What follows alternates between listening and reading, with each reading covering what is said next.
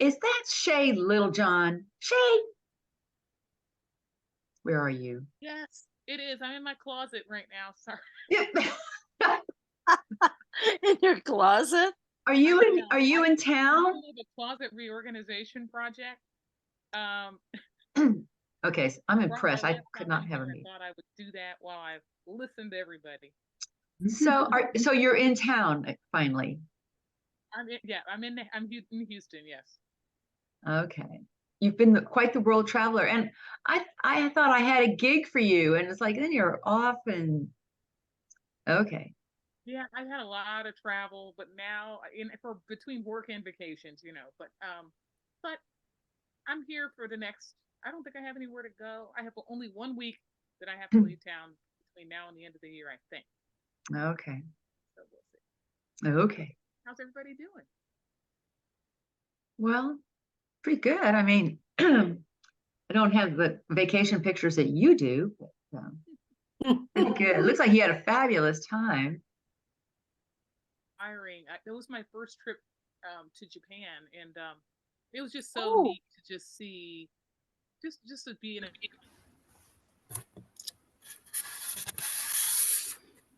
where Inspiring. where did you go in Japan? So I went to tour with my husband and I. It was for his birthday, so that's we were doing a big birthday trip, and so we went to Tokyo first, and we went to Kyoto, Kanazawa, Mount Fuji, and Nara. We're like, have you been? Are any of those your favorite? Anybody else? I've been.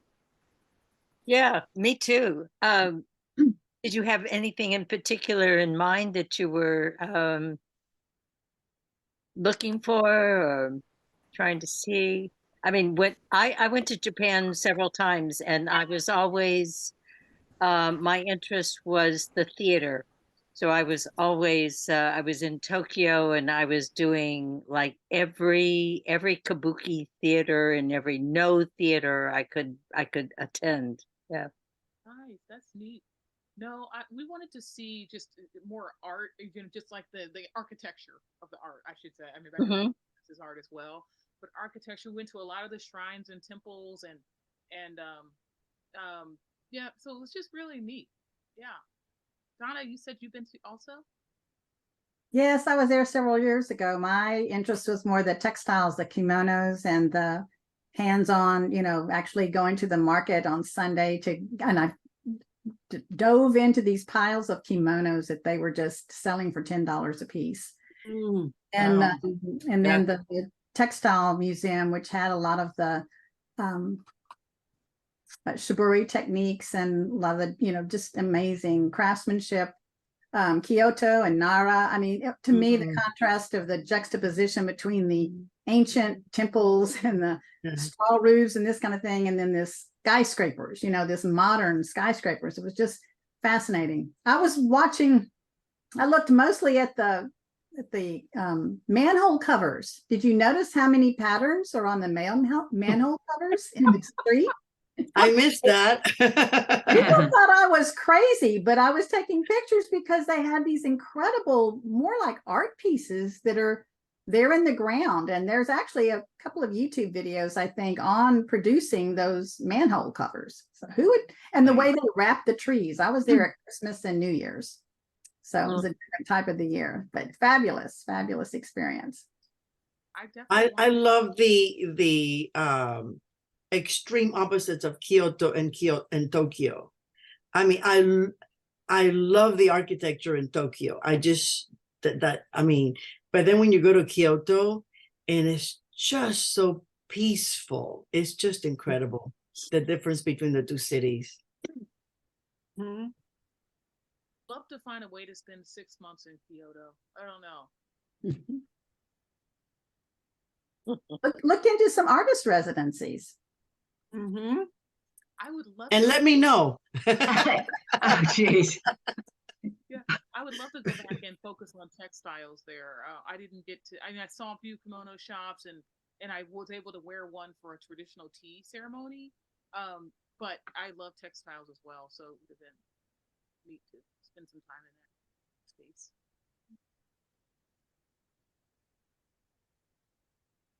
Well, and it looks like you were out west too before that. Oh yeah, I was at a ranch in Yeah. southern Colorado that's owned by the Nature Conservancy. It's the only land that they own, the only ranch land that they own. Might be the only land they own besides office buildings. And so it's called Zapata Ranch. It's right on the border of the Great Sand Dunes National Park. So I just spent a week there riding horses, writing, music, stuff like that. That was my solo vacation. Oh, okay. So that was Yeah, like I said, I was following you, trying to figure out, when you would get back home, and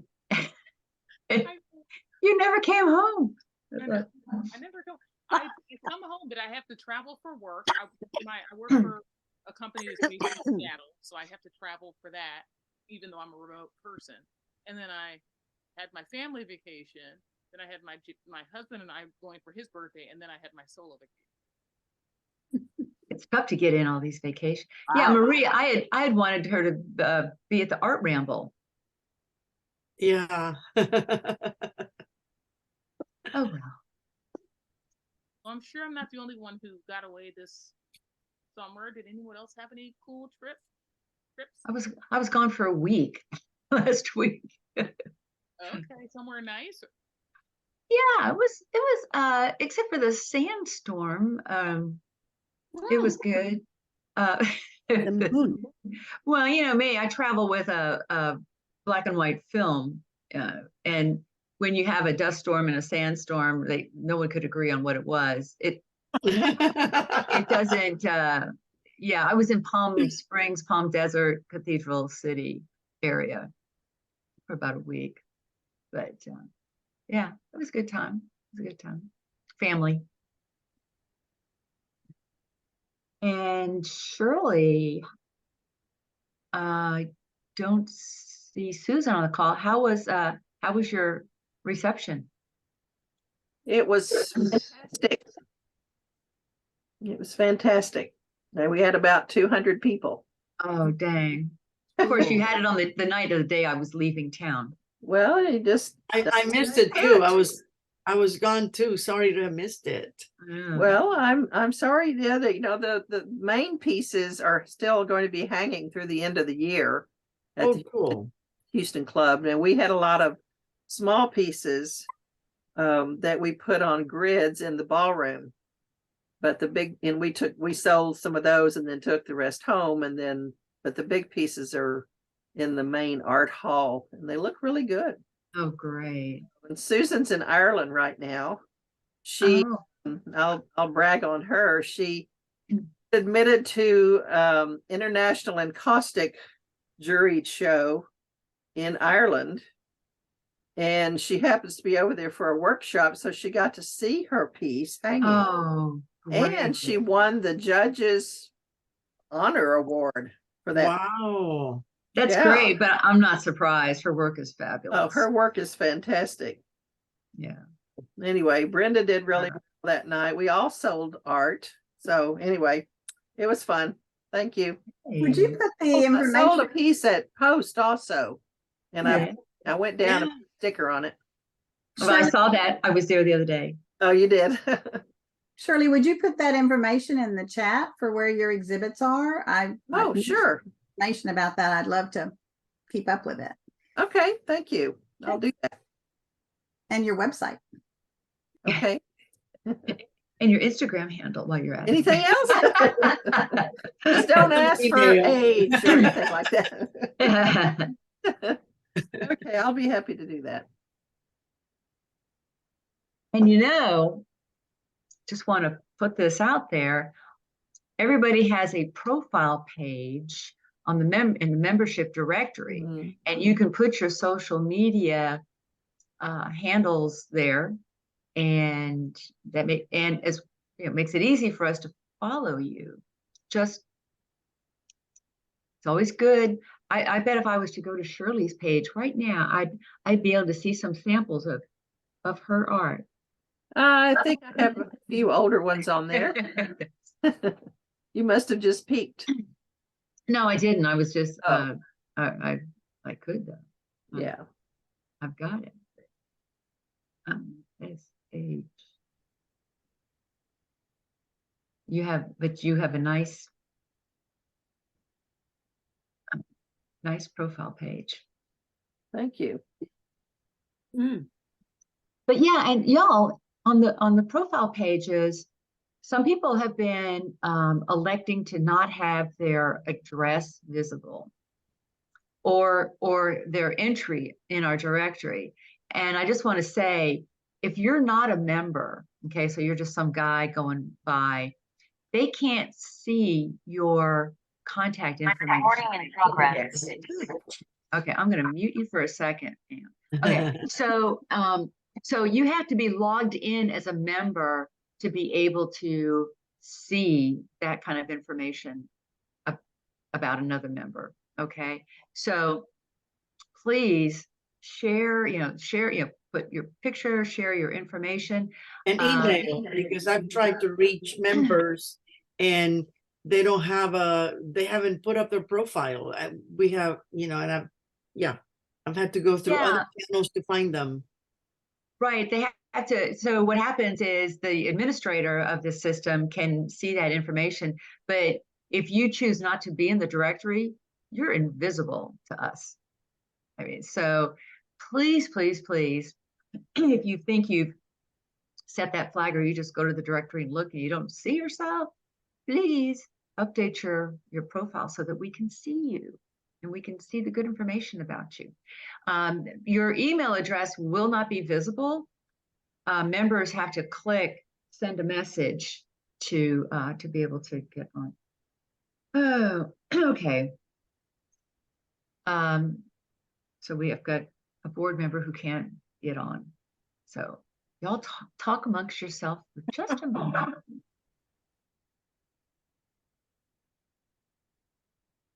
Corey, would you like to tell us about our next workshop coming up November the 4th? Who, me? Yes, me. Okay, someone else. The next workshop is making your own journal, and it can be made just the way you want it. It can be for watercolor, using watercolor paper. It can be for lighter weight paper if you want to write in it, or a middle grade paper if you just want a certain weight of paper.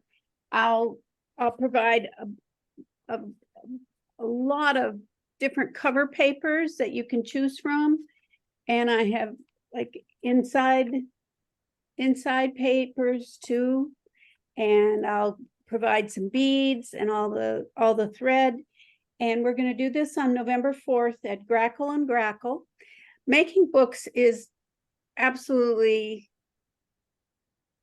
so much fun, because as you make it, you're putting yourself into this book and in a completely different way. And then when you open it to write in it, you already know it well.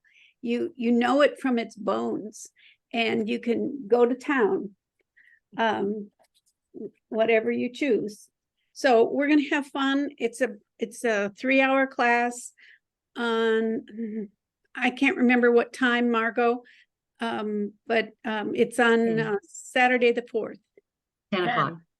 10. Okay. 10 o'clock, 10 to 1 o'clock. 10 to 1. Okay. And there's just a few tools to bring, and I provide the rest.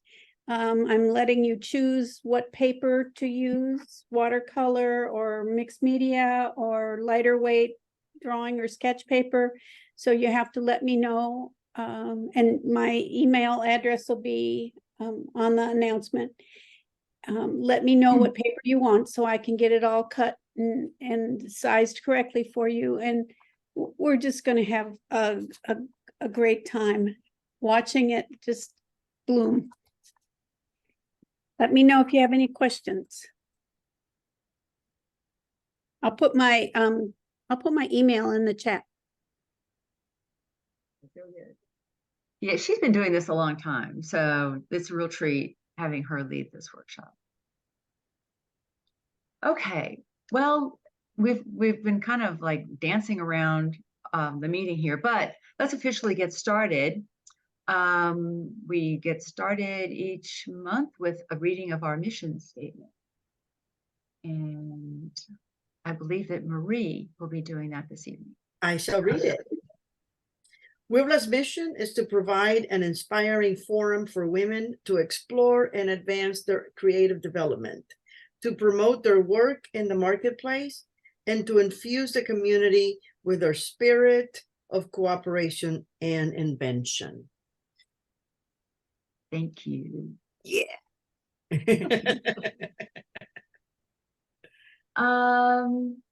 Okay. Brooke is not here this evening, and so I'm trying to see if we have any new members or guests since any guests, first of all, and then any new members since our meeting last month, or if you joined and didn't attend the meeting last month. Excuse me, I invited a lady named Lynn. Is Lynn on the Zoom call? I met her walking on Sunday, and I gave her the she's not here, Lynn. I don't see her. Oh, you don't see Lynn? Okay, I invited her because I think she really would be interested in doing. I mean, she was just so excited. Maybe I need to call her, see if she's having problems. But she was a guest I had invited. Invite her again. Invite her again. Yeah. Oh. So I was excited that somebody was going to come in, and she was just newly retired. She wants to find something to do with her time. I say, WIVLA is the perfect organization for you. 3 days retired. And I say, yes, WIVLA. So I'm going to call her. I'm going to just mute me. But I'm going to call her. I'll be right back. Okay. Sounds like you said all the right things. Okay. But I think, is there anyone that's new that Nelda?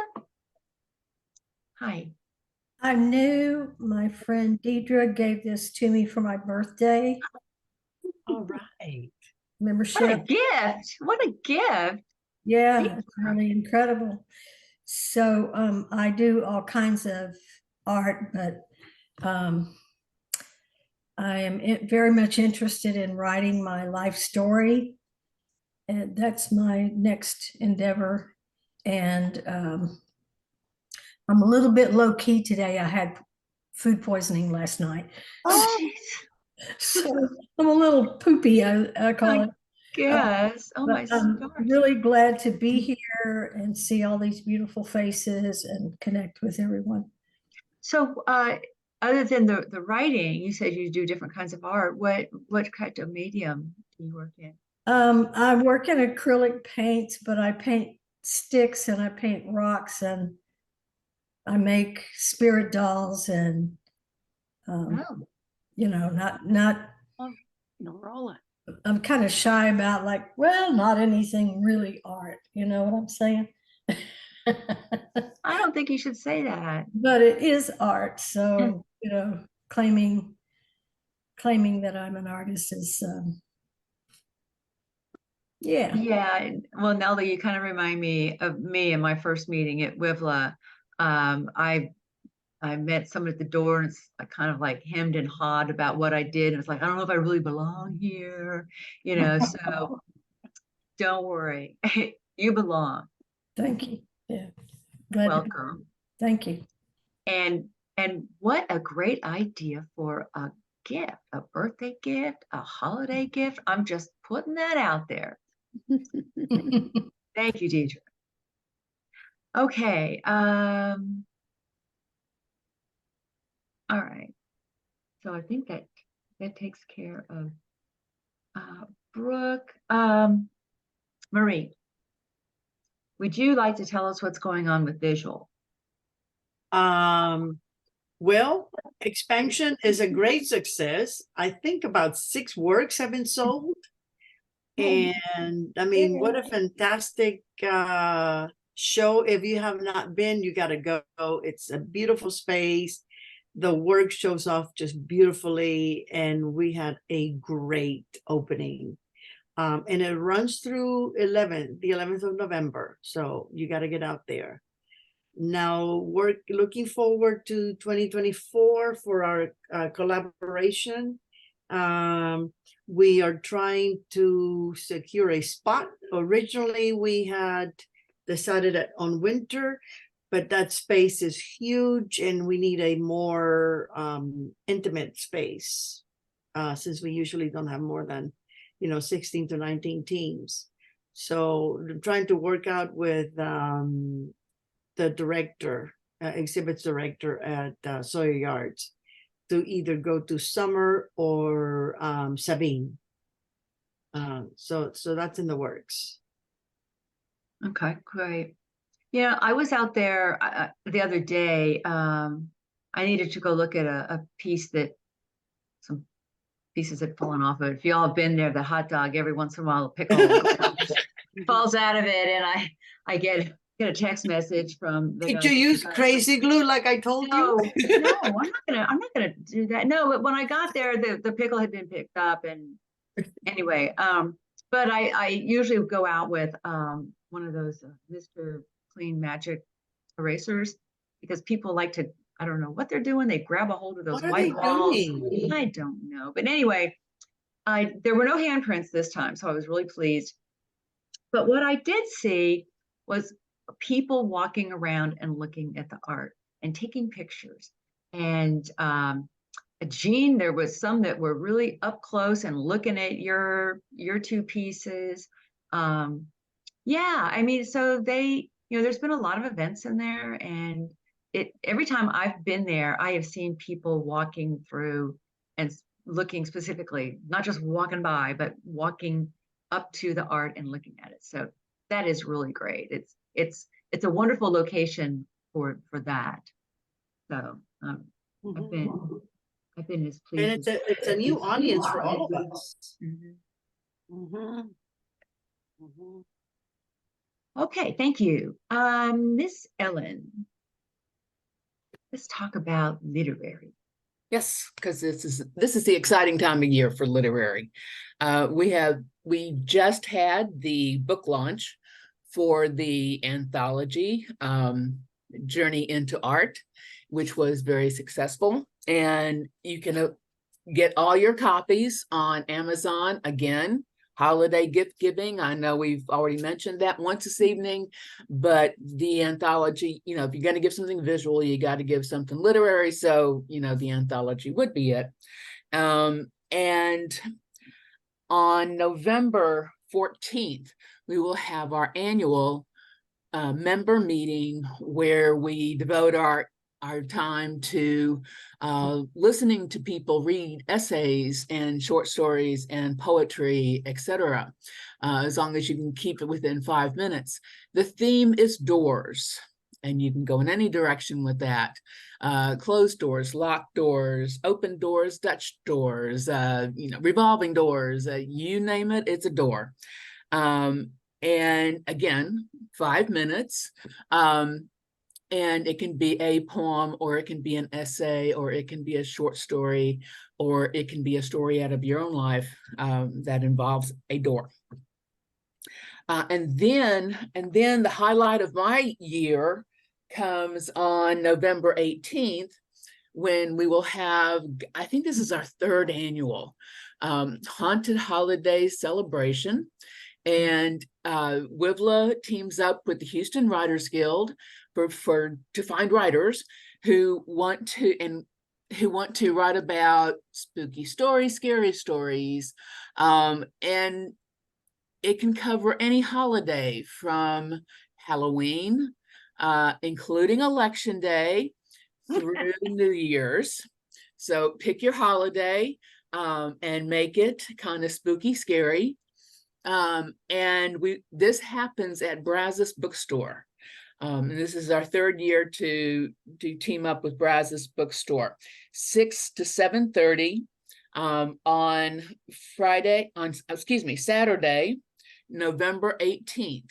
And for both of these events, either the membership meeting or the Haunted Holidays, and I hope everyone will sign up for both, or you can sign up for one or the other, but think about both. And go to the WIVLA calendar and check on that event and sign up. Yes. Yay. Did you mention how many WIVLA members were in the book? Oh, you know, I counted that up at one time, and I've slept since then. At 4 or 5. Yeah. At least. Mhm. Yeah. WIVLA was very well represented in this anthology. So And yes. some of whom are here this evening. Yes, some of whom are here this evening. Congratulations to all of the women who made it into that book. It was an interesting reception. It was on the outside and top of a hotel in the medical center. So we got to thrill to the sound of life flight helicopters and ambulances during some of the readings. It was all very exciting, and we could really talk over all that noise. Yes. Yes, we could. It was a great event. I was very proud, very proud. Okay, so Margot, I think you're up next. Okay. So I'm introducing Norola, right? Yes. I think so. That's my part right now. Okay, Norola, are you there? I have a question. Here she is. Hey. Did you make, is this one of the dolls that you made for John? It's really hard to see it. It's a Noah. Take your blur off, Margot. Yeah, and Norola is muted, so we got two things going on here. Give me just one moment. I'll be right back. Okay. Well, I can't show you a couple of other things that she made for us. So one Christmas, she made these dolls. So there's 3 of us in the house. So there's this one, there's this one, they're like little Christmas devils. And we had so much fun. This was during the lockdown, during the pandemic. And we had so much fun. We would just like put them on, lying on the Christmas tree in different orientations. And we would take pictures and make little videos. And we had them dancing. It was just really nuts. And I think she also, I'm pretty sure she made this. This was like a commissioned piece. And this is Noah. You can see the animals, and it's really a fabulous doll. No, I didn't make that one. You didn't? Oh, okay. Well, okay, forget that. Okay, take that. It's a take great that out piece, of the though. video. That's a great piece. Take that out of the video. But it's the kind of stuff. But she could have made it. She has the skills to make this kind of stuff. Thank you, Margo. I appreciate that. Yeah. So I met Norola many years ago. I think we met probably doing field works. I think it was actually during Fringe Festival, actually. And Fringe, yeah. I mean, there's just so many performance opportunities in Houston.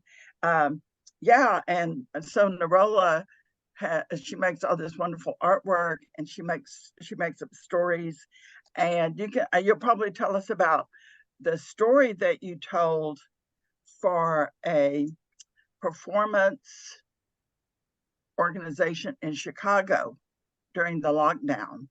And it was kind of like a circus type of situation. And so she told a scary story and had this wonderful background and where she told her stories and all that. So anyway, she's multi-talented, and take it away without any further ado.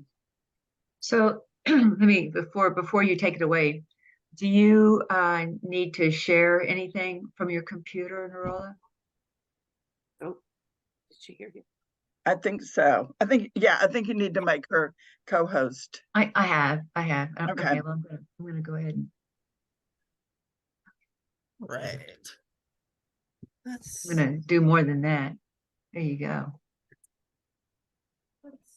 Well, I am ready to go. My name is Norola Morgan. I am a 48-year-old Black woman who lives in Houston. And I've lived in Houston for, wow, so probably close to 30 years. I came here to go to school at the University of Houston, and I majored in art, in painting, but I'm not really well known for the painting. Probably for a few years after I graduated from the University of Houston, I did a little bit of painting. But then I had a very important event take place in my life. I gave birth to my daughter, and that kind of changed everything for me. And once you have a small person to take care of, that can make it kind of hard to be able to focus on art the way you would like to. And I found it especially hard to focus on painting because you need to be able to, focus a good deal of attention to be able to paint, but even more attention when you have a newborn child, though. So I kind of let painting go for a while so I could focus on, just being a mom and taking good care of my baby.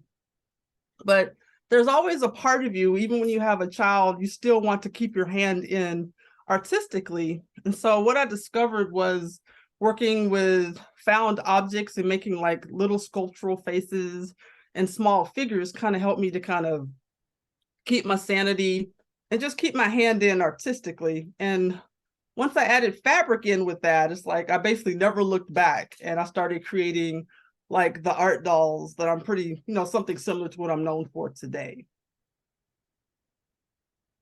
Let me see. This is an example, and let me see if we can get the lighting on it well enough. This is one of the earliest pieces I made. I'm gonna do this like a YouTube influencer where they do their makeup, put my hand behind it so you can see it. Like it's like a small face on a shard of mirror, and she has shells for eyes and like a little red circle mouth and some roses in her hair. And when I made her, I think I had the idea of like a chanteuse, kind of like Billie Holiday or somebody like that. And so this is over probably around 20 years old, not too long. I made this not too long after my daughter was born. And so I started out with small things like this, just because they were kind of fun and relatively simple to do. And I found that working on things that were more crafty in a way allowed me to be creative while still taking care of a child, because it's a little bit easier to pick up and put something down like that as opposed to a painting, because sometimes once you lose the thread of a painting, it's really hard to get back into that. And I also wanted to share with you Barbie. Now, did any of you play with Barbie growing up by any chance? I did. I still have my Barbie. I still have my Barbie and my clothes, all of her clothes. Excuse me, my cat's messing. Go, yeah. Okay, so back to it. Like, who had a Barbie? Raise your hand if you had a Barbie growing up. And some of y'all might even still have your Barbies. Okay, so I think almost everybody raised their hand. So everybody had either a Barbie or a Barbie type doll growing up. Now, the thing is, like, what's the first thing you do when you have a Barbie, right? You take off her clothes to see what's going on with Barbie. And I remember when I was very small, I took off Barbie's clothes, and I observed that Barbie did not look like any of the women in my family, because, you might bathe with your mom or see your auntie or your grandmother, without their clothes while they were dressing. And I observed that Barbie didn't have any of the things that those ladies had. This felt very unnatural and weird to me. And I know a lot of people kind of like to blame Barbie for having, causing eating disorders and other things. But as a child, like my sisters and I never thought that Barbie was really an ideal, like, physical figure to want to emulate, even though I did always want her wardrobe, which was fantastic. And so that kind of sparked within me when I started my doll making journey. I wanted to make dolls that were a little bit more representational of actual women, like dolls that had like hair in funny places or sags or breasts with areolas on them. And so this is a pretty extreme version of some of the dolls that I make. Like, let's see if she's pretty clear to see. Like, she has pubic hair and she has breasts with areolas on them. And I wanted to make dolls that were a little bit more provocative and a little more naturalistic to women. And this one is called Technicolor Eve. And what actually inspired this doll was the rainbow shoelaces that I collected from my daughter's shoes. And I wanted to make her skin a dark, rich black color, because I feel like black, it's reminiscent of earth and fertility and richness. and the rich darkness from which creativity comes. And I love using, in addition to fabric, other kinds of found objects that are hard. So within my dolls, there's kind of like a combination of hard and soft. Like the body itself is made from felt and is very soft, but then her eyes are made from bottle caps. And I kind of liked their round shape and one fact that one is gold and one is silver. And the gold one to me represents the eye that kind of sees outward, and the silver eye means that she has a vision that looks inward. And she's holding in one hand the snake and in the other hand a key. And so like a lot of my dolls, their explorations into things like certain religious and spirituality issues. I like to explore issues of gender. Oh, excuse me. I like to explore issues that are going on today with race, things having to do with things that are going on in the news or in pop culture. And I also love to make sure that my dolls have something of a sense of humor to them. Let me check the comments and see if anybody had any questions. And bear with me, I have ADHD, so my thought processes can tend to be all over the place sometimes. So it might be a little bit rambly, but everything's gonna eventually come back to what I'm focusing on, my main focus, which is doll making and creativity. So right now I'm gonna have a look at the comments. I wanted her wardrobe and house, but I agree. I never thought of Barbie as a body standard. I mean, I think kids are a lot smarter than we give them credit for. And one thing, a lot of kids that I've talked to, or just a lot of adults that played with Barbie as a kid, it's like we played with our Barbies in very unorthodox ways, though. So it wasn't ever generally about romance generally or anything like that. It was some pretty bizarre stuff going on.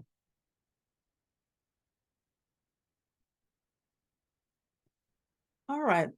Well, I wanted to share with you some of my earliest dolls. Like I shared with you, like that small piece that was a face. And Margot, in her introduction, she mentioned something called Fieldwork, which is a pretty wonderful program they used to have several years ago, where artists could come together on, like, I think a weekly basis or twice weekly basis to talk about whatever artwork, or they bring a piece and they would kind of workshop it and get people to give them feedback so they can strengthen it. And at the end of that, we would have like a exhibition or a presentation showcase to kind of show what we had been working on, like throughout the course of the workshop. So this is one of the first dolls I ever made. She is almost 20 years old, and I call her 3D Technicolor Dream Queen. And you notice she has a very fancy hat, because I do like a nice hat. And she has all kinds of pink and sparkles on her. And of course, the bottle cap eyes, which kind of like my signature. But you notice she has no arms and legs. And I like to think of her as being representative of like our big dreams that we might have, but they may not have any legs if you don't put the work in to make them come true. And she has a companion piece called La Creatadora.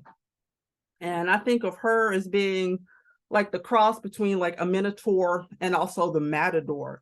Because think of like your creativity as something that's kind of wild and unruly.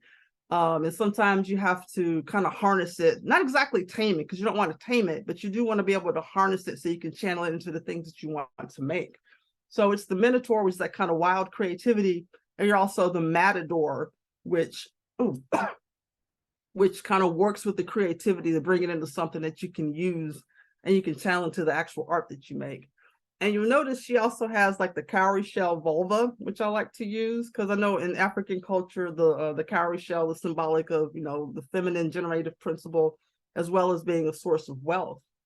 And she kind of contains all the things that I use in my creativity, like the thread, like the tiny scissors, the fabrics, and the found objects that I've come to favor, over the course of my creative career, so to speak. I'm really proud of those two, and I don't think I'll ever sell them because they're really meaningful to me as kind of the first like complete art dolls that I ever made.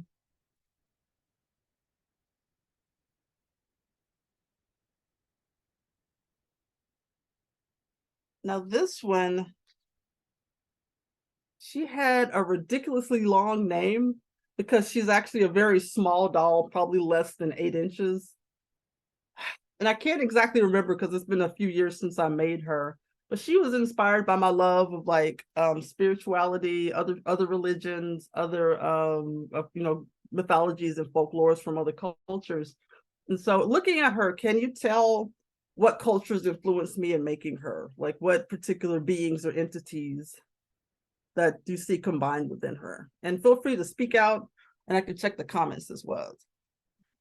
Thank you. I love those scissors too. I think the scissors actually were what inspired me in making that particular piece. Well, I see the Greek Medusa. Absolutely. I love Medusa. And I love snakes. My mom hates them, however, so you could never ever look at this doll. So does anybody else see any other entity perhaps?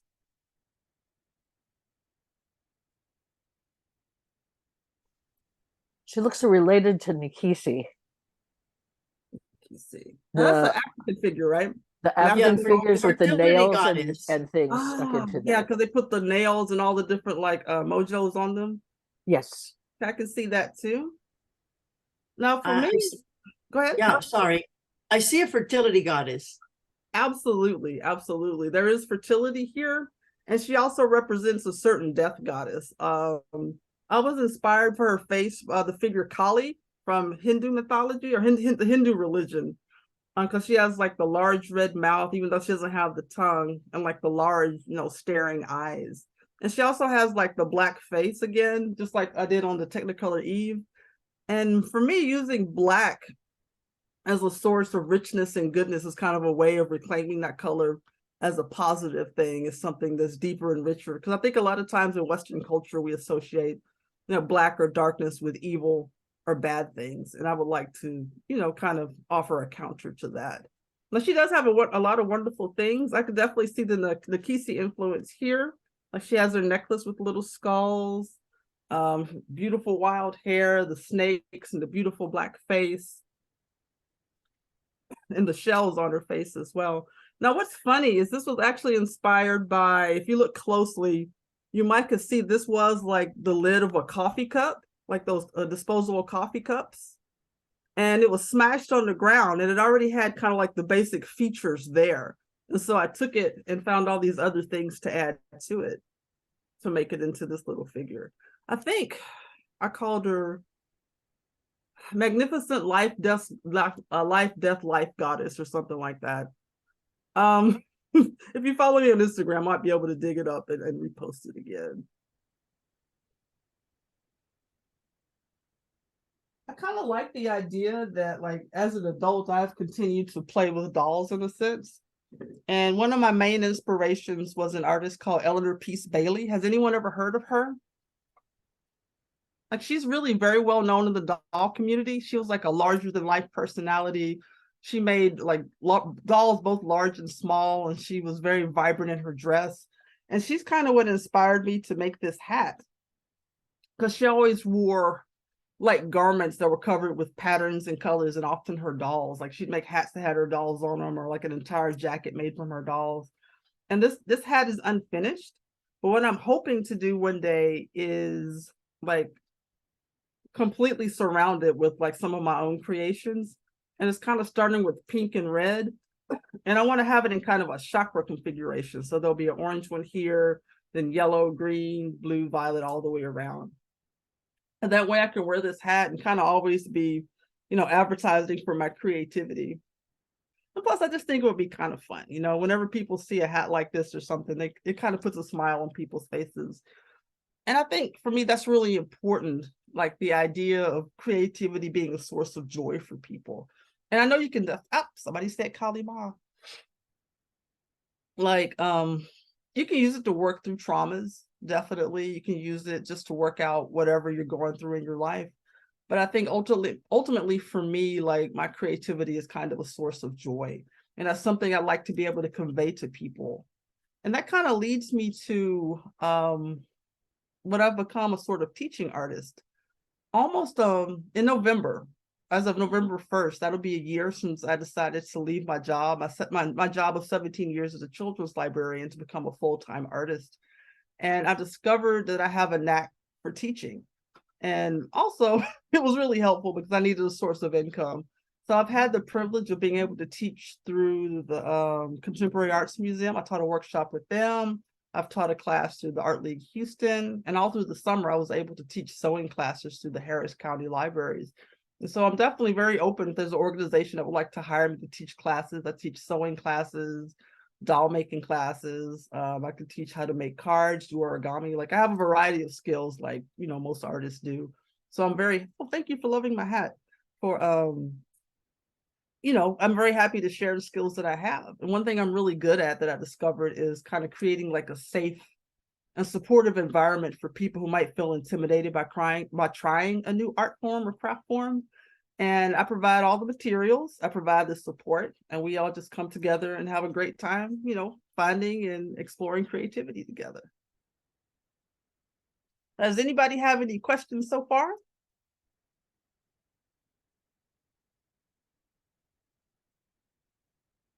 Actually, doll making would make a really wonderful multi-week summer camp because there are so many, you know, facets of doll making that you can explore. Because you can make, like what I make is called an art doll. It is not really a doll that's for playing. It's more like a doll as a vehicle for creative expression. Though, you know, it's also possible to make some dolls that are rag dolls that might be more suitable for children or for adults as well, just to enjoy playing rather than Check out. Yeah. Check out young audiences if you're serious about teaching like kids. I haven't worked for them for years, but Liz Spencer over at Archway does. And they do like residencies in schools and they've always paid really well, by the way. So, you know, I think it would be a perfect workshop for them. So if they don't already have somebody doing anything like that. Okay, well, you said Liz Spencer would be the person to reach out to? Just get on the Young Audiences Houston website and see what you have to do to apply. All right, that sounds excellent. Okay, I'll give them a shot for sure. And you can, hopefully you can decide who you want to work with, because I've discovered that I do enjoy working with adults, but I wouldn't mind working with kids again if I could do it within certain parameters, so to speak. Oh, you can pick the grades, I'm sure, and what, you know, like if you don't want the real little ones, you can do the workshop set for certain grades. That sounds great. I mean, I haven't applied to them for years, but I know that they've worked that way. So all right, cool. I appreciate that. And I'm open to any resources for organizations that'd be happy to hire me to offer classes through them, you know, because we're always trying to make that little bit of money. And I have no shame about talking about money at all, because, you know, we need it to live for sure. Now, Margot mentioned during the pandemic, it was an organization out of Chicago. Do you remember the name of them, Margot? I don't. Ah, I don't. Neil would know that. Yeah, Neil would know that. With it, some people in Movland know about Neil, but it was kind of like a vaudeville kind of show, but vaudeville, right? Exactly. It was like a vaudeville kind of thing. Yeah, so Neil reached out to me and asked me if I wanted to, like, you know, share a story and also work with my dolls in a way, because that would be something kind of unique and interesting. So I found a story and I created a hat to go with it, because, you know, I like a hat for every occasion. And I told a story about a dragon, and this is the doll that I told the story with. Like, she was kind of like my companion that I had with me, and she kind of listened to me, and I would kind of whisper to her. We would have like little repartee back and forth. And she's probably pretty old as well. And she was inspired by the 70s trend of like the Biba girl. Like, you might remember some of those girls that had like the heavy smudged eyeliner or eyeshadow, the smoky eyes, and like the bang. And she's made from a variety of fabrics. So she has a kind of a ethnic or jet setter feel to her. So I kind of like to think of her as being made from all the things that like a jet setter who travels around the world, like she would bring back different beautiful fabrics and trim. And so this doll kind of coalesced from those. And just about any doll that I make is going to have a story, because as I'm making them, I like to feel that like the materials or the doll is kind of guiding me, like to be, you know, whatever kind of doll that it's going to be. And I think a lot of times if you listen, like the materials will speak to you. They'll kind of let you know like what needs to go with them. And I've been collecting fabric and found objects for years. Like my first job out of college was a high fashion fabric. This is before I had my child, before I started sewing or anything. And so I worked there for a while, and they had the most beautiful like remnant bin. And so I would spend like a good portion of my paycheck just buying beautiful fabric remnants from high fashion fabric. And so I had this collection of fabrics, and I've been collecting various found objects, just like pieces of rusty metal or interesting things I find in the street. And then after my child was born, I started putting these things together because it seemed very intuitive. Like, you know, sometimes painting could be an absolute struggle, but putting fabric and found objects together was very satisfying and very, I don't want to say easeful, but it felt right in a way. Because when I think sometimes when you find like your actual medium, like the thing you're meant to work with, it just kind of, you know, clicks in a wonderful way. Like, do any of you feel that way? Like, what are some of y'all's like media that you work with that you find satisfying and that feels like it represents you well?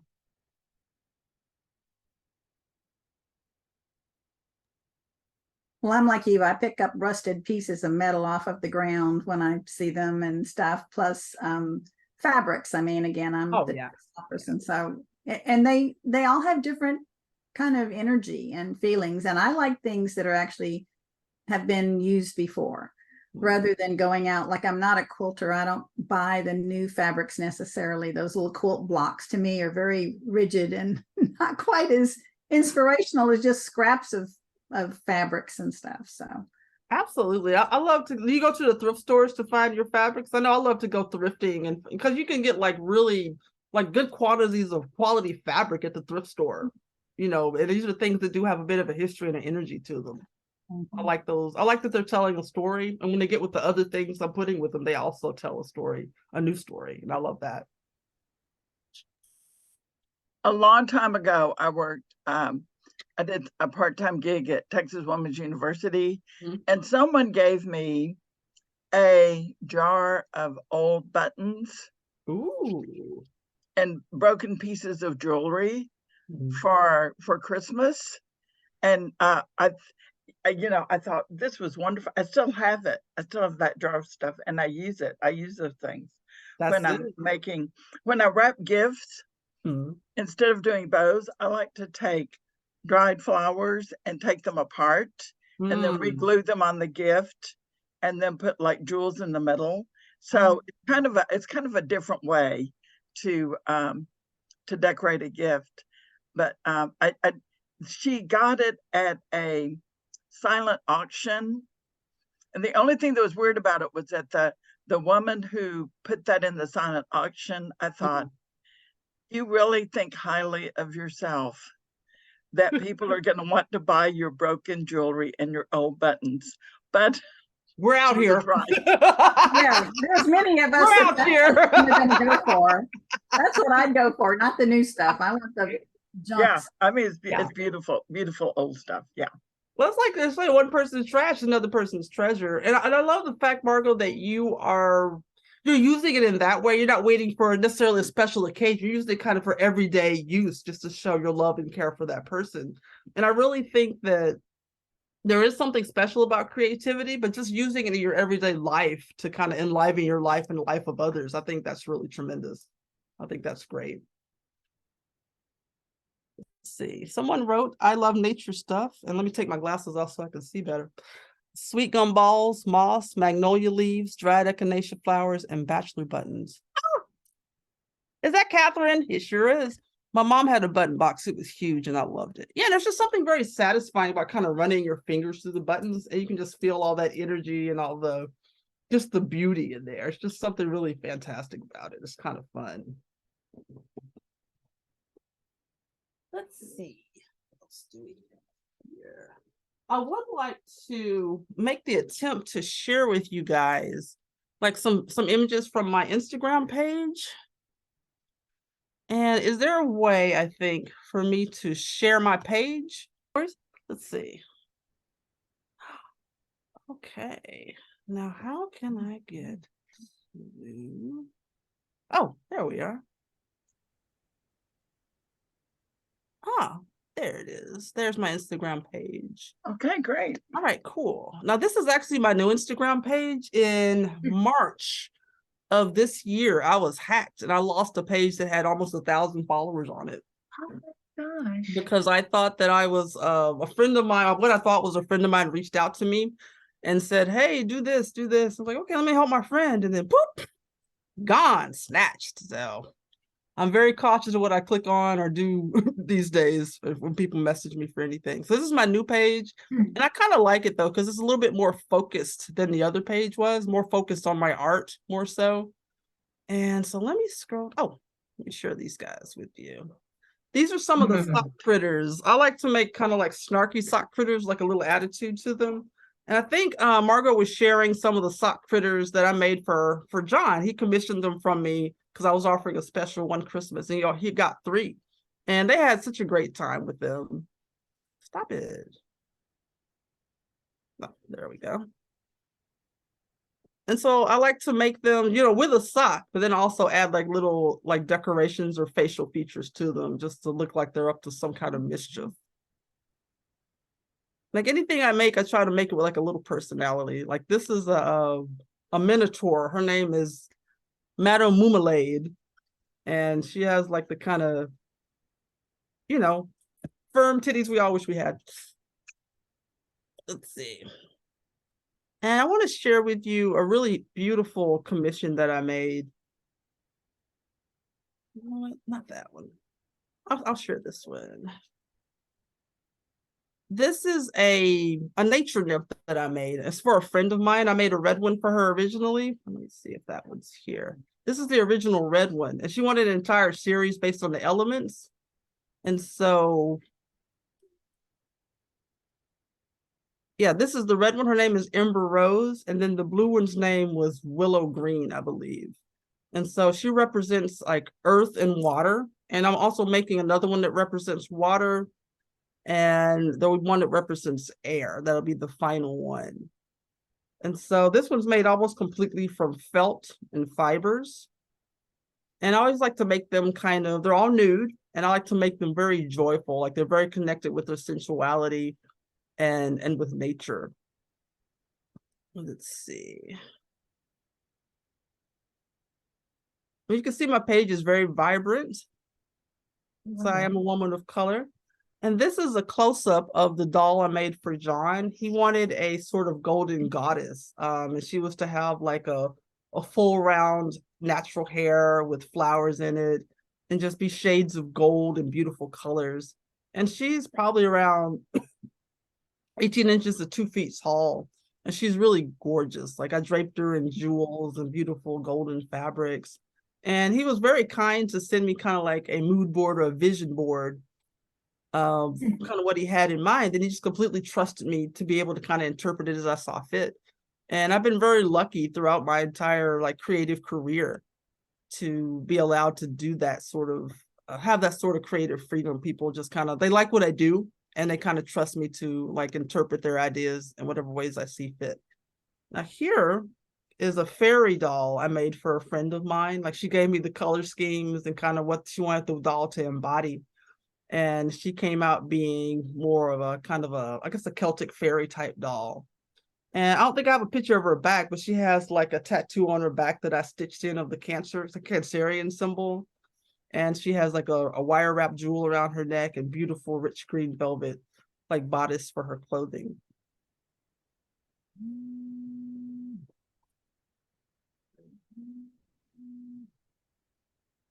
There we go. And if as I'm scrolling, anything you'd like to see closer, just let me know and I can stop on that. Oh, and here's a basket of kittens I made. Oh, that's actually like a little video I made. I make sock and glove kittens. And sometimes I was going to say, I don't know if you took a picture of the Wonder Woman cat you made. I have a couple of friends who are big Wonder Woman fans. And so I had Norola make a Wonder Woman cat, a sock cat, whatever you would call him. And the guy just loved it. He just loved it. I'm glad to hear And then that. also, I wanted to mention that many times when Norola is creating, you know, like her smaller pieces, like she created some little turtles, and then some of the money went to Padre Island, right? It went to Turtle Inc. down in Galveston. They're like Okay. a turtle nonprofit, and they take care of like injured turtles, and they're doing like turtle conservation. And yeah, like this year I did little turtles in kind of like a citrus format. And then a couple of years ago I did like a little fundraiser to raise money for that particular charity, because I think turtles were cute. I like what they represent, like the idea of like stability and patience. And I like the idea that they're simple enough to make, and I could make them up pretty easily and quickly. And we're able to actually raise quite a bit of money for that particular charity. And you've raised one for, what is it, the Cat Cafe? It was for the Cat Cafe, and also for my cat, who she accrued like $1,000 vet bill. So I was raising money for both her, my $1,000 kitty, and for El Gato Cat Cafe. And that's when I started making like the sock cats and the glove kitties too. And so as a person that's just an artist and also somebody with ADHD, my creativity is very restless. So if you're looking at my page, you'll see like a variety of things here. Like I don't necessarily sell everything I make, but I just make a lot of stuff just because I'm kind of restless that way. And I just like trying different things. So sometimes.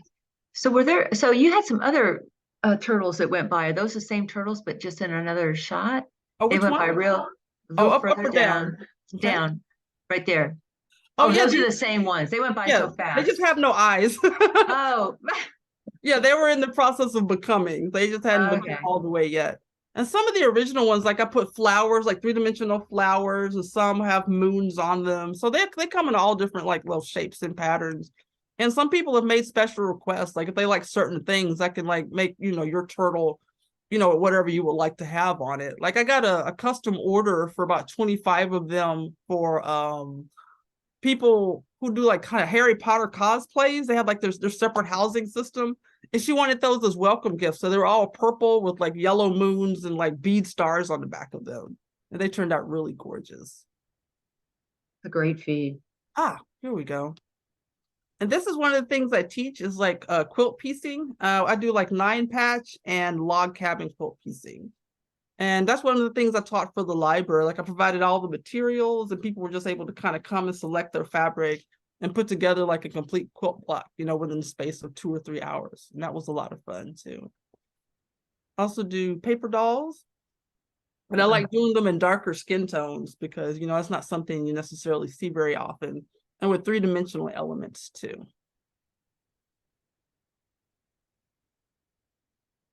Oh yeah, this is some of my latest sock kitties. I also vend, and then we'll be vending next at the Orange Show on the 27th. This coming in a couple of Fridays. And so these are some of the things we'll be offering, like the sock kitties, the glove kitties, and some other things for Halloween. Oh. And this is the Most Righteous Sister Be Excellencia. And she was inspired. Who's seen the Bill and Ted movie? I know it's an older movie. It's one of my favorites. And I was kind of inspired by the council, like the Be Excellent council from that particular movie. And the main inspiration for this piece, like of the physical elements, was like this pair of, whatever this was, reminded me of a pair of sunglasses. And so I've been waiting for a while to find all the pieces to come together to make this particular piece. Like it's very small, but I think it packs a lot of impact.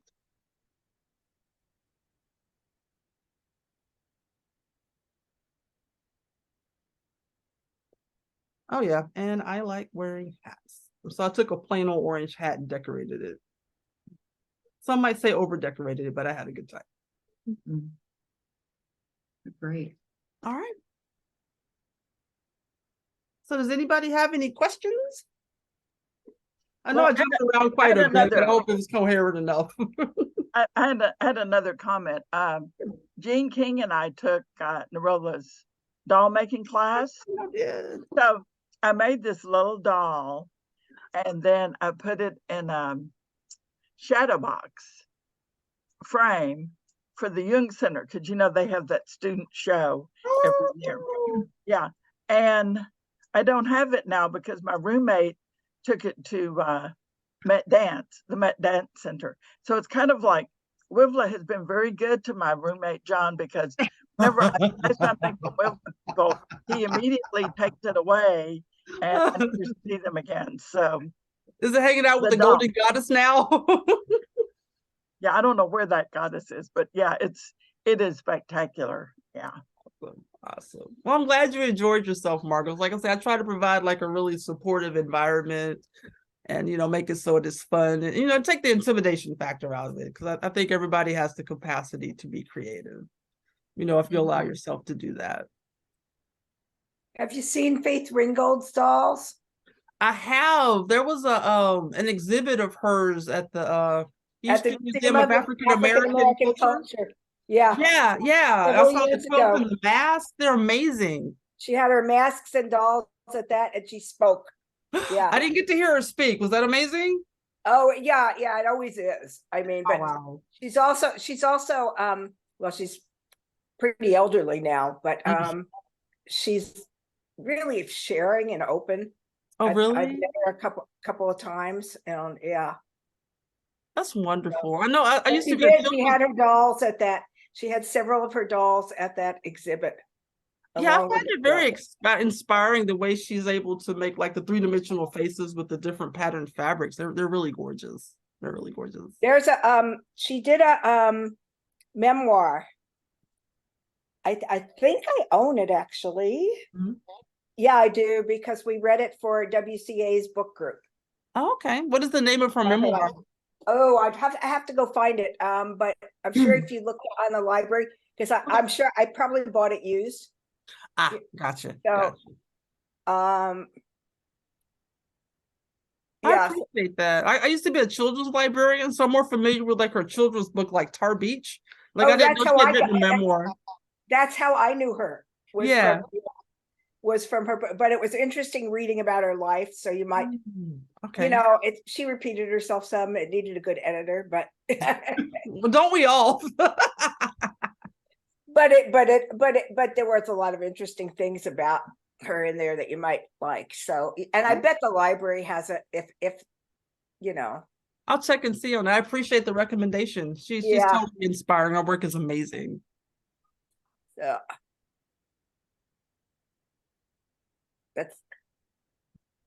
She spoke to the Texas art educators years ago at a conference and signed books. Because I have my copy of Tar Beach is signed, and I'm like I hold on to that one. Now that's really special for sure. Yeah. That's special. Let me see if I can get us back to full page, and I will turn. Yeah. You don't belong to the doll makers group, do you? There was a doll makers group in Houston. There was one. It was called the Material Girls, and I was a member of them very much early on. My daughter was part of it for a while. Yeah.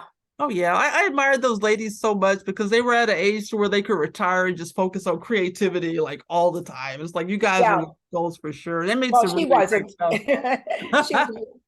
At the time, one of her older friends who had to work also was part of that group and makes dolls. Oh yeah. So. And what was fun? I was a part of the quilt festival has like in praise of the dolls and something happening. They had a doll show there every year, and I was able to show as part of the Material Girls Doll Club in that for a couple of years. Treasures of the Gypsy. So yeah. Yeah, that's always a nice. It's always a nice exhibit. Oh, so if you quit sharing, yes, then although I'm loving the feed, and I hope y'all noticed what her handle was. I'm already following you, so. Woohoo! Well, tell you what I can do is I can also post my link tree in the comments. Okay, great. And that way people can click on that and they can follow me if they want on Facebook or on Instagram. And there's some other things on there as well. And I can put it into I can send it into our newsletter editor as well. There you go. And that's been the most interesting part of since I stepped away from my job is trying to, figure out ways to make money and to become more business minded. you know, and more organized about everything. And so just learning how to promote and market yourself in a way that's like, you know, welcoming and not obnoxious. That's been an interesting learning curve, and just, you know, having the boldness to kind of put yourself out there. So like, I am an artist and this is what I have to offer. Because, you know, if you don't offer it, people can't know. They can't buy or, you know, book your services. Jean posted the name of the book. Oh, so you can take it from there. Oh, we flew over the house. Awesome. Yeah. Thank you so much. Oh, so someone's making a stuffy of a drawing for their grandbaby? That's going to be amazing. Lane, you're on mute. It's really fun to do, except she sent me a really hard drawing. It's a bear in a bee costume. So this is the drawing. I don't know if people can see that. Hang on. Let me see if I can find you. Okay, hang on a minute. There I am. Okay. So can you pin yourself? We can make it bigger. Okay, how do I pin myself? Hang on.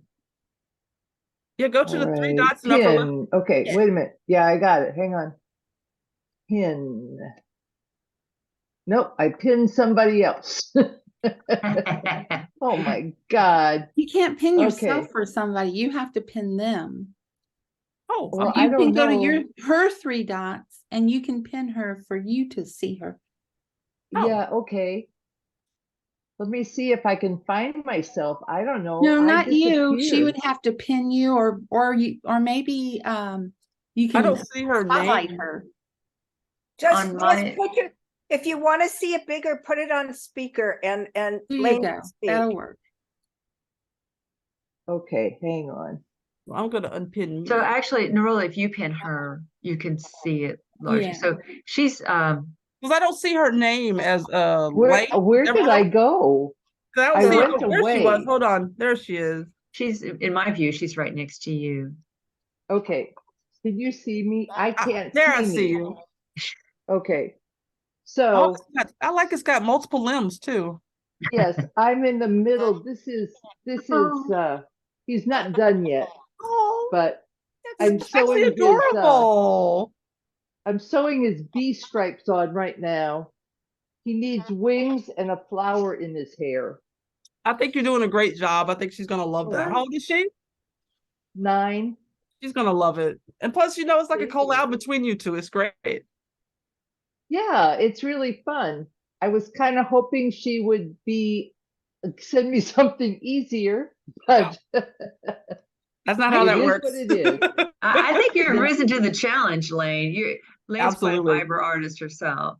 Oh yeah, no doubt. And plus, you know, if the challenges, you know, force you to grow, so you're evolving your skills immediately. Yeah. Well, if any of you guys want to reach out to me via social media, I'd love to get to know y'all and y'all's work as well. Because, you know, I'm always open for conversation about art. I love seeing what other people are doing. You know, and just sharing knowledge that way. You're in luck, Norola, because along with this, you get a 1-year membership to WIVLA. So you will have a chance to set up your profile page. And our membership director was down with a migraine this evening, unfortunately, but she will reach out to you. I believe the way we usually do it is Margot sends email to our presenters and copies the membership person and me. So yeah, within a couple days, we ought to get that rolling for you. So yeah, we'll have it. You'll have easy access to us and we'll have easy access to you. Well, I'm excited. I'm absolutely excited because I mean, that's one of the things of, you know, when you're an artist, sometimes it can be kind of, you're creating in isolation. And so it's always nice to fellowship with other artists. It's like something very spirit-filling about that. Exactly. And you guys are so vibrantly creative. So I'm looking forward to interacting with y'all more. Well, your work is inspiring. And I just, so creative. I just marvel at the creativity. I appreciate that. Thank you. So any other comments or questions for her before we talk about what we're up to? I just want to say thank you, Norola. This was This was wonderful and fun, and Thank you. I appreciate and that. all of my babies enjoyed it. I'm I hiding love them. seeing my creations out in the world having their best lives. I'm hiding them so John won't They take them remember to the mom. vet. Yes, hey babies. They have good homes. That's what matters. That's what matters. I love it. And they're very huggable. I don't know. My Norola dolls. I just wanted to say thank you. I really enjoyed your presentation. And I really love that doll with no arms and legs to remind us that we have to work for our creations. Yes. We have to give them legs. You don't just go to sleep, wake up, and it's made. We wish, but no. I don't know. Part of the fun is making. But... Absolutely. And plus, it gives you a chance to use up your stash because I don't want to keep hoarding all the stuff I've collected. Isn't that the truth? Yeah. We have to find a way It to takes several lifetimes to use up all the stuff. It just means we'll never die. Never. Yeah, if I have to live long enough to use up my stuff, I'm gonna have a long life indeed. But thank you right. guys, I appreciate it. Oh, we really enjoyed it. So talking about what we're doing, I know that some people are in shows. Marie, why don't you get us started?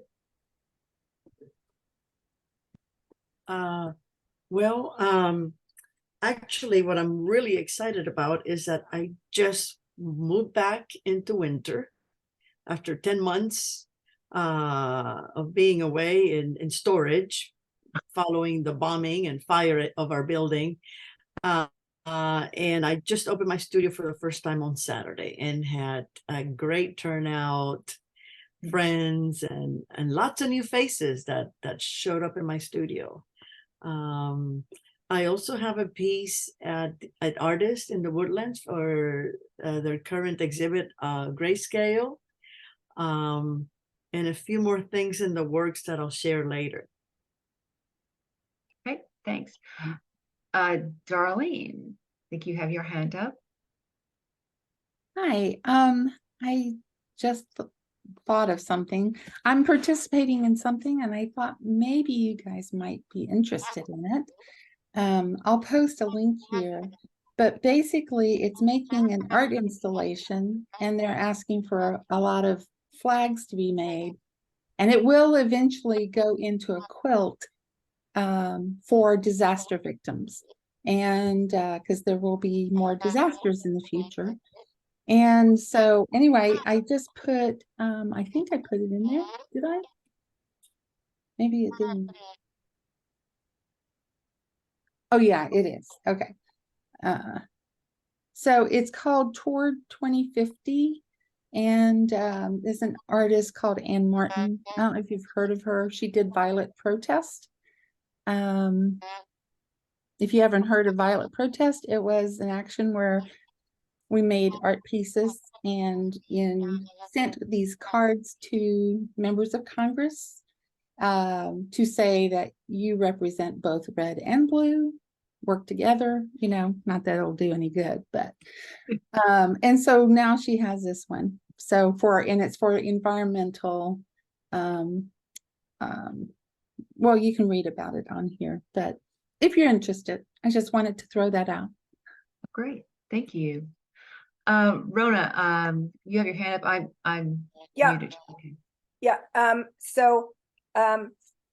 I just found out I'm going to have 2 pieces at Art House Apartments. I got accepted in that show that people at Sawyer Yards can put in for. I didn't expect that at all. And those will be delivered. And I have a piece in the fall membership show at Wash that will be there through the end of this month. Okay, great. Oh, and my piece at WIFLA, when it got posted, had the right name on the post, but the wrong name under the photo. So I'm going over to see it next week to show with my daughter before we go to the theater. So Actually, it was then you got another post with it corrected. So you've had Oh, two. I did? Because I Yes, didn't you see did. it I on noticed it. LinkedIn. I noticed it as soon as it went live. And I'm sorry, I did It's all of okay. those posts myself. So I got Sorry. one wrong, Then I just- corrected it. So you got two. Okay. So, All right. all right. And Anyway, that's what's up with me. Besides that, I'm chairing the Women Who Dare show at the library for WCA. So Great. y'all are Okay. welcome to Yes, join us and enter. Yes, Jean. I have a piece up at WASH also at the Watercolor Art Society, and it's the AME show. So Great. went there, and of course still up at Post Houston. Yes, getting noticed. Yay! Two really great pieces there. Thank you. Donna. Hello everybody. I'm a what am I? I'm a voyeur. I've not been an active member in WIBLA for a while, but I just wanted to say I am doing collage now, and I've got two pieces that I'm entered in the Art on the Avenue art auction that's going to be November the 4th at Silver Street. So the public day is Saturday, November the 4th. And so I'm excited to keep my finger in. So thanks. Right. We've got a couple Is it of Silver Street or Spring Street? It's Spring. I thought it was Spring Street. It's at Spring Street. Did I get the wrong one? Okay. That's okay. It's at Spring Okay. Street. Thank you. So if you go, make sure you wear tennis shoes because you'll destroy a good pair of shoes going there. Also, I think Marie's got at least one piece there. I've got a piece there. Rona as well. Some of us have been doing that for a while. And this year it was by invitation. So that was kind of exciting to get that email. Okay. Anybody else? Okay. All right. Well, then I also have a piece at the Artist Gallery for the Grayscale show. And because I got second place in the Conroe Art League fall show, I'm automatically entered into another show, which its name escapes me at the moment because it was automatic. So, as well as the WIBLA show at the Post. What about any literary guys? You got something going on? Any readings? Well, I hate to mention this because it interferes with our workshop, our journal making workshop on the 4th, but I'm part of an ekphrastic anthology in Friendswood. So we're having a book launch on Saturday the 4th in Friendswood. Okay, well, we'll just remove that from the video. I didn't put, take it off the video. But I'm just kidding. Margot makes all these requests throughout meetings and whatnot for me to remove stuff, and I think she thinks I'm better at editing than I am. Margot, when's the Archway Gallery readings this month? They are Thursday. This Thursday. Ellen, the Archway readings have gotten so busy. I mean, it's crazy in a good way, because I think Donna and I keep thinking, well, it's gonna wind down eventually, but it's been what, Donna, 26 years or so? Eventually, yeah.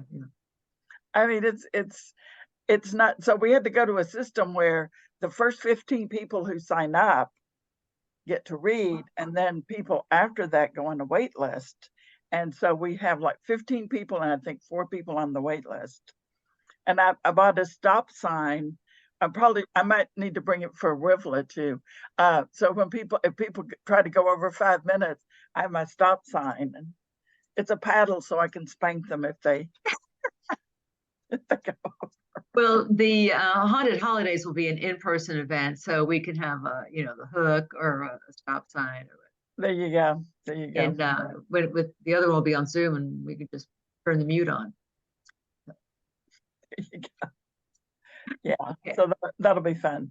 I love the Haunted Holidays. Was so much fun last year. I enjoyed it so much. I highly recommend it. I always think of you saying boo, boo, I love that story. Okay. And I guess, Ellen, you did mention that costumes are encouraged at Oh, haunted thank you. holidays. Thank you, Melody. Yes, for the haunted holidays, costumes are highly encouraged. Yes, to the point, if you're reading, I think you should be obligated to wear a costume, or just like really dress, appropriately or nice, or, be covered up or something. But yes, definitely costumes for haunted holidays. It's a lot of fun. We'll be recording it as well. Okay. No nudity. Yeah, no nudity, no nudity. That would be a haunting in some ways. Okay. That would be scary. It scares me just to think about it. Okay.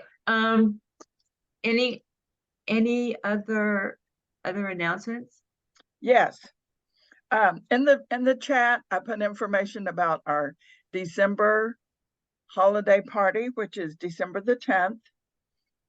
And I hope you'll all come, because I wasn't able to attend last year, but I heard it was really great fun. And, you can get to know, other people. And the other thing is, okay, I'm going to go look at if you look at the calendar, okay, hold on. For next year, okay. So our first meeting in January will be January 16th. It's a circle of 5 where we get into groups of 5, and then we share what we're doing and talk about our art. But the Sunday before that, we're going to have a circle of wine and cheese party. And that will be at Winter Street. In my studio. Oh, right. In That's awesome. That's January the 14th at 2:00. And so I'm really excited because we will have, of course, this will be Jean's event. So I'm kind of. You can still be excited. Well, I can still be excited, yeah. Yes. But I think, I don't know whose idea it was, but I think it was a great idea to meet in person before the circle of 5. So that way we can basically do our own circles of 5. And then at the meeting, it's on Zoom. So we'll be doing a Zoom circle of 5. So we should have plenty of opportunities to share what we're doing and get to know people better. Yeah, that sounds like it'll be a lot of fun. And at the holiday party, I have not put the Sign Up Genius there yet for snacks and whatnot, but I will do that shortly. And Melanie, and for the body, my guest is Lynn McClure. If she could put on her Zoom, I want her, because I really want her to be a part of Zoom. I think she's a great person. What happened, she was running late, but Lynn McClure, would you please undo your camera so they can see you and you can introduce yourself? Because I think I know you need to be a member of WIVLA. We are an awesome group. And I'm coming to the Christmas party, and I'm coming to the party before the Christmas party, and I was coming to the museum, but y'all canceled that. I've been out and doing stuff. So, Lynn, if you could introduce yourself, let them know your art form. It's usually at the beginning. I'm usually slick by now, but I gotta there you go. I want you to introduce yourself. Tell them your art form, and yes, you are here for WIVLA. Go ahead, Lynn. Lynn McClure. You might as well, Lynn. Hi, everybody. So sorry I was late today. I'm learning how to function without my work computer and phone. I just quit my job last week after 25 years. And so I'm finding that it's a lot more work to get everything set up to live outside of my Honeywell world. So, but it's so nice to join you. I don't really have an art form. I dabble, it used to be on the weekends, so maybe now I can dabble a little bit more. I like to do things with old jewelry. You know, you were talking a lot about that earlier. So I do enjoy repurposing old jewelry. I call it jewelry art. I dabble a little bit in abstract paintings, you know, do some crafts like simple things like wreaths and things like that. So, you know, I'm kind of trying to find what my niche is. Right, good for you. What part of town are you in, Lynn? I'm in Seabrook. Okay. So not too far from where Gladys lives. Okay. But yeah, probably away from where a lot of you live. It sounds like you're more in Houston proper. You know, so one of the things that members can see when they log into our site is there's a map. So this is another reason why I want y'all to like say that your addresses are public, or at least public to members. Is there's a dot that represents the location of each of our members.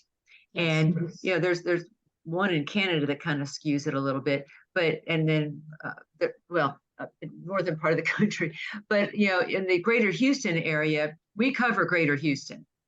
I mean, I believe Lane, you're pretty far north. Cypress, yeah. Right, Cypress, and then down to LaPorte and Seabrook and way out west. You know, so that has been one of the benefits of Zoom, is that we don't have to really, there's no convenient place for more than 2 people at any given time. Right. So, which is why we try to have, you know, some in-person things scattered throughout the year. We have workshops and then some parties. But yeah, we're party. Like parties. Yeah, I like parties. Well, welcome. And someone mentioned wine. I like wine. Wine is good. And yeah, with like cheese and bread and all that kind of stuff. So, well, welcome, and we look forward to seeing more of you if Gladys has anything to say about it. So, I do. I think she would. She's just. Oh no. Okay, we would love to have her. We'd love to have her, and I thank you for your perseverance in getting her on the call. Thank you. Yeah, it was my inability to keep a calendar without Outlook, and and then I didn't have the right links, but but between the 2 of us, we got me here. I'm glad. I'm very glad. And was she, I don't know, maybe not this time, but if she wants to be a part of WIVLA as a membership, then you can get your own link. You want to wait on me, because Melanie knows I'm not good at technology. So Melanie, you know, I did well the night to get her on the link, didn't I? It's not her strong suit. I should say that. She has other strengths. You're so kind. Thank you. But Melanie knows I'm not. So when she knows, but I think you're going to be be beautiful and be a part of WIVLA. And if they allow you to come to the Christmas party, which I will be there, well, you should come and join at the Christmas party, and you would enjoy this organization. I missed them. I did too many travels this summer. I know I'm going to take a little time, because usually I'm in bed, because y'all know I get up at 4:30 to go swim and go walk. But I have missed y'all so much. We miss you. And I miss my art family. And you see, what did I do last night, Melanie? Didn't I contact you when I needed to have a crisis? You did. Didn't I contact you? And, Yes. and I was there today, and you resolve it, because I've been extremely busy with and she knows, Melanie knows, but I have missed all of y'all, because the energy that I'm so sorry, but I'm going to talk for just 3 minutes, that I get from each one of y'all it keeps me writing, it keeps me striving, and y'all have helped me over these 10 plus years being present in the art community. And without WIVLA, I would have dried up. I would have stopped writing. I would have stopped reaching for what I'm doing. And I'm doing some pretty incredible things now. But I wouldn't be doing that if I didn't have an art family. If I didn't have people who were just as eclectic and crazy and artistic as I am and love the arts.